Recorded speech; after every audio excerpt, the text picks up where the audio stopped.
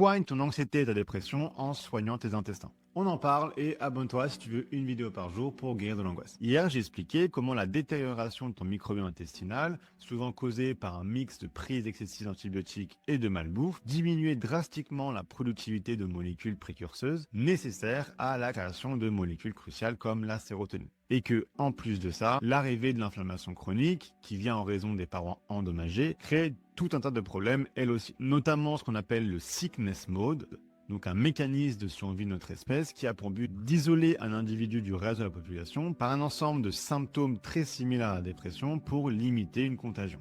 Et donc la solution, elle va être en 2 étapes. Étape 1, rétablir l'équilibre du microbiome, et étape 2, réparer les parois intestinales. La première, c'est simple, fibres et prébiotiques. Tu vas à la fois tapisser ton estomac avec beaucoup de légumes et aussi insérer dans ton système digestif des environnements prébiotiques, donc en gros des aliments dont se nourrissent les bonnes bactéries pour qu'elles puissent se développer. Et donc je te laisse faire tes recherches sur ça, mais en vérité c'est très simple. En gros, mange de tout et mange une grosse quantité de fibres, donc de légumes, à chaque repas. Puis deuxième partie, il faut réparer les parois. Donc là, je peux t'aider qu'en partageant mon expérience à moi et un supplément en particulier qui m'a énormément aidé, qui a changé ma vie en vérité, 20 grammes de L-glutamine et 20 grammes de glycine par jour, jusqu'à signe d'amélioration. Et évidemment, ces 2 solutions seront contrées par ta propre consommation à toi d'aliments à haut indice glycémique, de sucre, de gluten et surtout d'alcool, qui eux vraiment ont un effet à la fois habillement pour tes parois,